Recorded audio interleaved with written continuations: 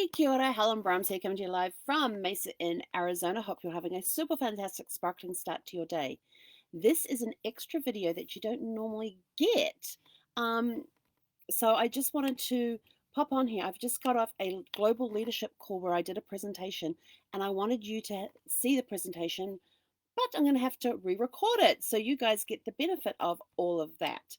So this morning I got to talk about the power of thank you and how important it is to say thank you to people who provide you with a service.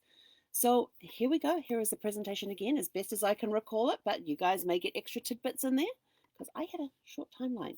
But anyway, here we go. So the power of thank you.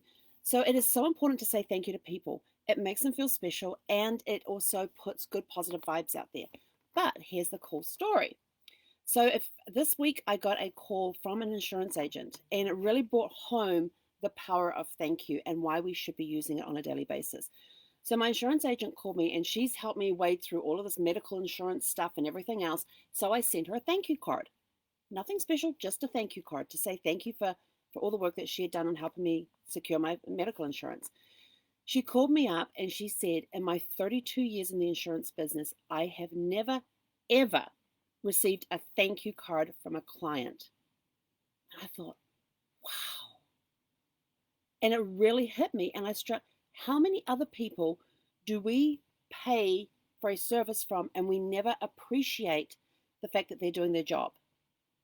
Yes, we pay them, we pay the plumber, we pay the electrician, we pay the doctors, we pay the lawyers, we pay the accountants, we pay the dog walkers, the dog groomers, all of those people. We pay them for a service. But how many times do we actually show them that we appreciate them? This also came to light back in 2017 in September. And as some of you know, that's the month that both my dog and my husband passed. So when Gus passed, we actually sent a thank you note to the veterinarian, the vet clinic that had taken care of Gus for the last few years, and we sent them with 36 brownies. So we wanted to make sure, spread the chocolate goodness around.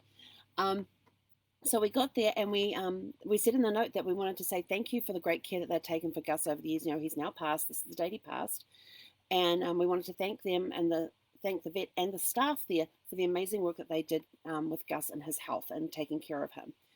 A couple of weeks later, I got a handwritten note back from the vet saying thank you very much for the thank you card and thank you for the brownies. They weren't necessary, but they were greatly appreciated.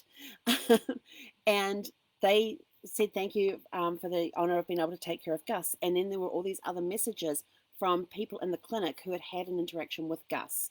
And we had Gus's picture on the front of the card as well, so they knew what the dog looked like. It wasn't just a name in a file. We also sent a thank you note and 36 brownies to the dog kennel that also had the groomer in there that we used whenever we were out of town or if Gus needed some grooming. And so we sent them a thank you note to them, letting them know that Gus had passed, and we wanted to thank them for the great care they took of Gus when he either needed grooming or we were out of town, and thank them too for the emergency stays that we had had. Because there was times when Brad got put into hospital for a few days, and it was a case that I needed to be with Brad and I couldn't take care of Gus as well. And so we called up the kennel as emergency and said, look, we've got this emergency going on. My husband's been admitted to hospital. Do you have any space to take Gus?